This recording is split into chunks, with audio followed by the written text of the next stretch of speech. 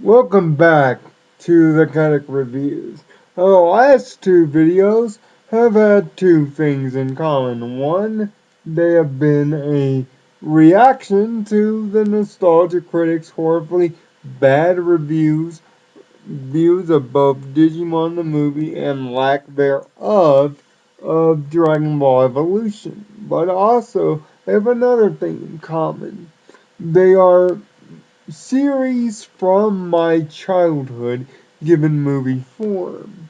So I'm guessing to make the trifecta of nostalgia critics Spartan Kicks comboed with childhood nostalgia, I went back and found one of my favorite movies, Power Rangers the movie. Now, let me give you guys some background. I am a Power Rangers fan. Been that way for 20 years. Yep, I've watched the whole thing from beginning to now. So, you could bet back in 1993 when they announced the movie at 20th Century Fox, I was smitten to go see it. In fact, I did at a local budget movie theater at the time when I lived in Kentucky. Power Rangers the movie was made, of course, in 1993 by 20th Century Fox, directed by Brian Spicer, with the screenplay done by a very young screenwriter screenwriter at the time, and starred the normal, usual cast of the then exploding television series. You know, Stephen Carness as Rocky, David Yost as Billy, Amy Jo Johnson from The District, and Felicity as their most famous role as Kimberly. And of course, I'd be remiss without bringing up the legendary Jason David Frank in his usual classic Tommy role, as well as Paul Schaefer and Jason Navy being Bulk and Skull. Now, this movie had killer special effects, and for anybody wondering where this fits plot-wise, you could say it fits right in the middle of the season 2 canon past the Rita and Zed wedding. Although this movie is meant to be a one-off, so don't worry about continuity here. The plot line plays out almost like a typical Power Rangers episode. A comet by the name of Ryan's Comet is passing by, and Angel Grove is celebrating its passing by doing some awesome charity work. The movie starts out with a skydiving scene featuring the Red Hot Chili Peppers' Stevie Wonder cover of Higher Ground. Believe me, it's awesome. But even before then, there's a short synopsis on what the Power Rangers actually are. So, it does help if you're a fan of the series, but it does wean you in with a short paragraph. As as the Power Ranger teens make their way through the city rollerblading, when a young construction crew unearths a Ninja Turtle-like sword that unfortunately holds a big ostrich-sized egg.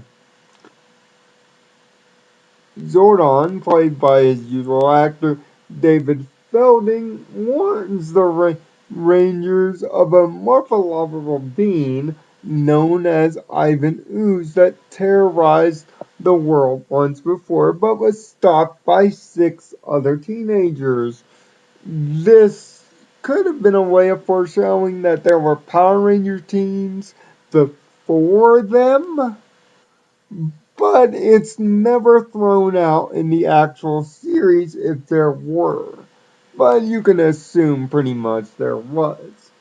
Ivan was driven back to the depths, and his ectomorphicon titans, aka his Zords, were buried close to him beneath him.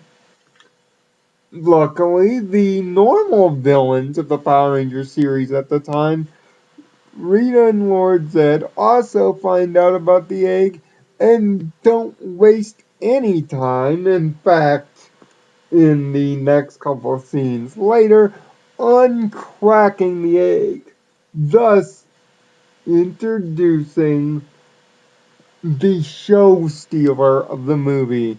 And even though I like Yulin Kara, and yes, Bog and Skull do have excellent bits in this movie, the actual show stealer of this movie is one Paul Freeman as the enigmatic, comedic, and very entertaining Ivan Ooze.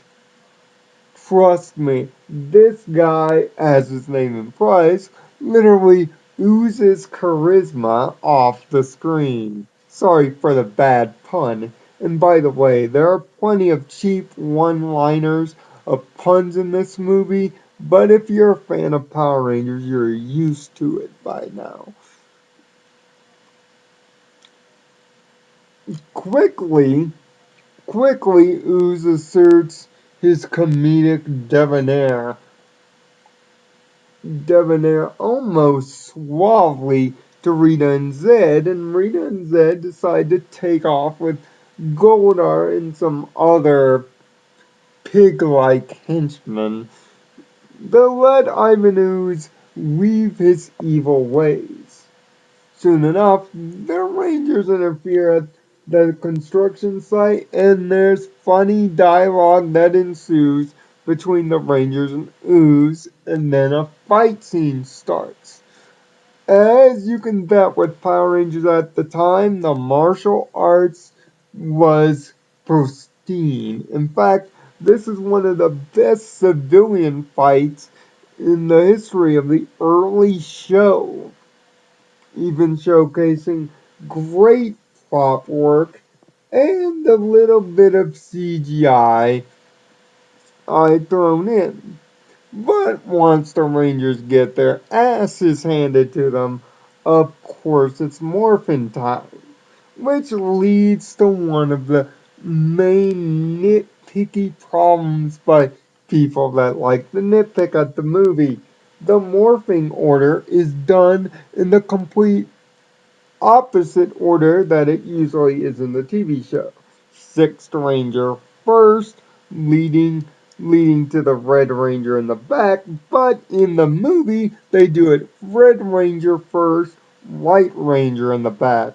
The suits itself were meant to be more metallic in nature and even mimicked the toys that were being sold at the time by Bandai. That's why you see the power coin symbols up at the front of the uniforms, not like the typical TV show uniforms that were just spandex and some other stuff too.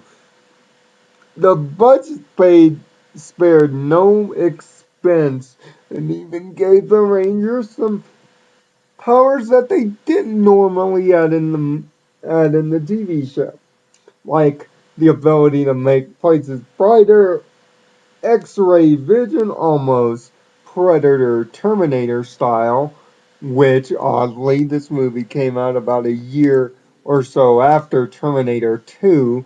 Believe me, they used the same CGI studio to pull off some of Ivan Ooze's biggest CGI effects. And then a fight ensues in which Ivan Ooze's Ooze troopers are dispatched, but not before Ivan Ooze makes a brilliant comical appearance in the command center. In fact, he's the first villain in Power Rangers history to do so, and does it in a debonair snareness that almost the entire monologue is quotable with pop culture references and crackbacks. Even the fact that Ivan Ooze references the Rangers almost fan-like by saying, "Where's my autograph book?" a couple of scenes before this is even more shocking to the effect. With the command center obliterated, unbeknownst to the Rangers' knowledge, the Ooze soldiers are quickly dispatched with the use of movie exclusive power weapons like the Thunder Whip and the Stega Stinger, and yes, a quick appearance by Sava, but the powers quickly dissolve away when the Rangers realize there's a problem back at home base. Yes, there is a little subplot about this kid named Fred Coleman, whose dad works at the construction site and pretty much ignores his son. How's that for parenting? But heck, even in the 1990s we were foreshadowing parent stupidity, so what else is new? But we digress. We find back at the command center that everything's destroyed, and even Zordon is out of his comfy tube, which the movie refers to as a time warp. Without it, Zordon can't sustain any kind of life whatsoever. But this also shows the Power Rangers fans the first sign of Zordon's mortality. Of course, in Power Rangers in Space, he's axed off completely to this effect. Zordon, understanding the threat, uses the remaining power that the command center has left to send the Rangers after something called the Great Power, a great source of energy that can pretty much restore everything right and give them the ability to fight Ooze. So the Rangers go off on seemingly a ticking time clock trying to get the powers before Zordon croaks. But in the meantime, Ivan Ooze continues his evil plot to almost staggering success, even putting Rita and Zed in a snow globe as a funny joke. Once Ivan Ooze finds out about the Rangers' trip to Phaedos, he sends a group of Tengu warriors to stop them in their tracks. This is the first introduction of the Tengus, who would later find a regular home in the regular series.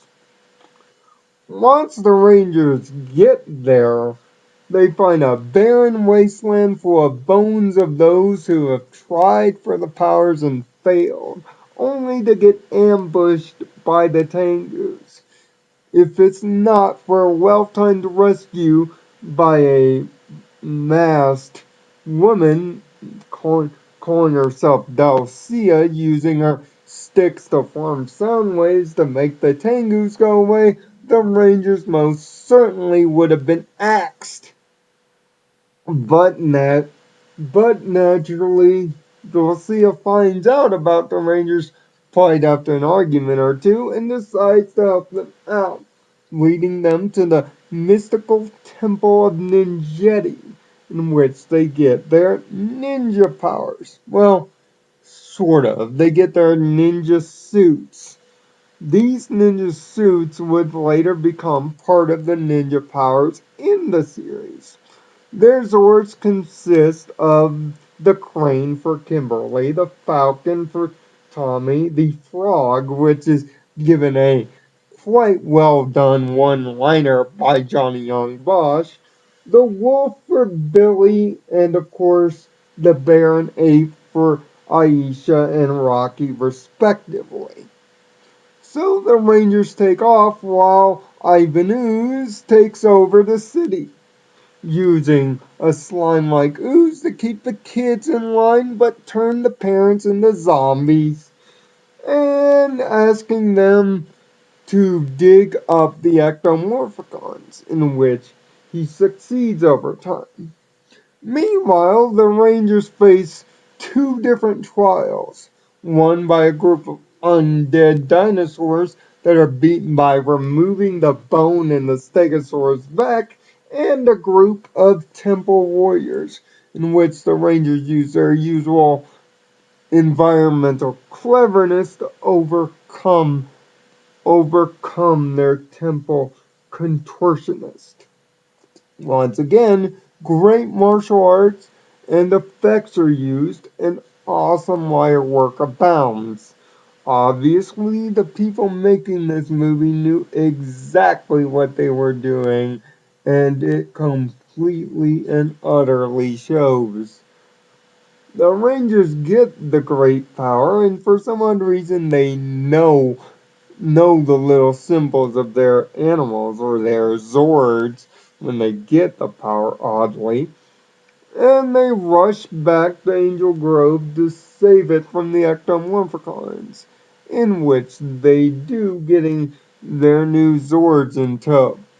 This is the first time that the traditional Power Ranger sparks are used to simulate impact. For the martial arts scenes, the sparks aren't used, instead relying on the movie's clever sound design to show force of impact, and yes, the 20th Century Fox usual of slow-mo effects. The Rangers get back to face the Ectomorphicons, and for a time being, the Ectomorphicons look like they're overcoming the Rangers, but we all know how this ends.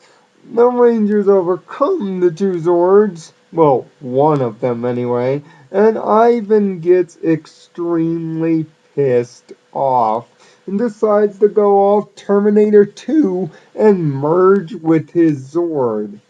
Trust me, it is an impressive effect. Even using his base of observation as a power sword, unfortunately breaking the monorail that the kids, and yes, the kids are still doing something, trying to save their parents from leaping to their doom, in which Tommy, in mid Megazord battle, decides to break off and help the kids, which he does, thankfully, because we don't want any dead kids in this movie. Of course, the Rangers get back together and decide to bring the battle to space, in which they decide to use the impact of the comet to destroy Ivan Ooze. Wait, you just got new Megazords that are supposedly strong enough to beat Ivan Ooze, and you still need a comet to do it? Isn't that a little lazy on the great powers point of view? I mean, come on. If it's supposed to be a great power, shouldn't the Zord on its own be able to overcome Ooze? I mean, the Zords were able to destroy one of the Ectomorphicons. Why not the other? A great tussle ensues, and it looks like the Rangers are going to be beaten. Only to have Aisha hit the emergency button on the Megazord for a funny joke. This causes the Megazord to kick Ivanus in the shins just in time for the comet to make perfect trail and impact, thus destroying Ivanus. This is about as empty of an epic climax of battle in Power Rangers history that has ever been done.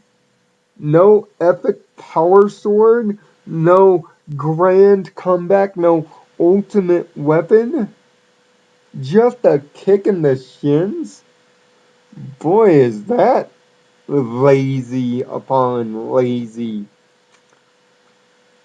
But the Rangers manage to get back to the command center and find Zordon dead.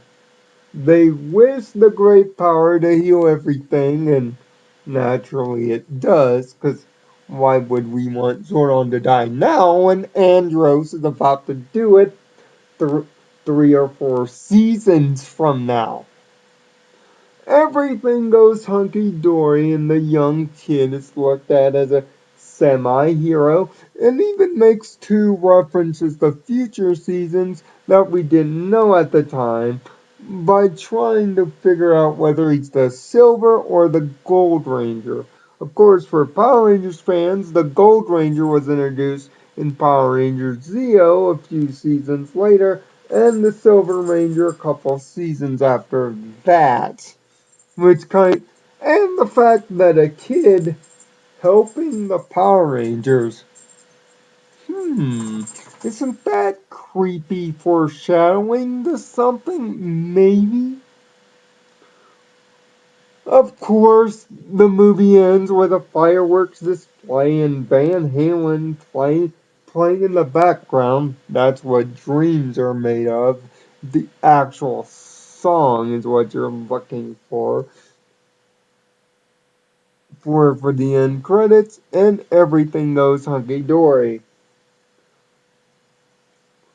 The guys at 20th Century Fox, even now, nearly after 20 years after the fact, should be commended for this TV turned movie extravaganza.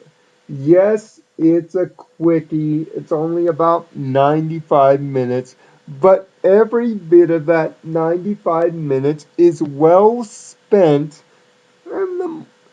and it quickly shows with the excellent screenplay and, of course, with the natural actors in tow. It genuinely felt like you were watching a Power Rangers episode, just supersized and without the massive use of Japanese footage. And even the choice of music and battle scenes was a really fine choice. Now, one thing of complaint is the different movie version of the traditional Mighty Morphin theme at the time. I particularly do not like it. It's too high pitched and comes off as a little too strong compared to the original theme. As I said in the disclaimer, I don't use songs here. But if you want to listen to both of the songs, go to one of the people that I subscribe to, a young man by the name of Angelmon Rules. He's got both songs that you can listen to and judge for yourself which one is better. By By and large, everybody does what it does. The movie doesn't stray too far away from what it is and doesn't try to be bigger than what it is, which is the big problem with Dragon Ball Evolution, the movie that I did last episode. This movie stays perfectly in line and makes Power Rangers fans very, very happy. It's just too bad that the final climax was the screenplay's ultimate letdown. But it was nice to see the Ninja Zords brought quickly into the show to capitalize on the movie's undoubtable success, even being #1 movie in America for 3 weeks back in 1994. This movie is how you do movies based on TV shows correctly.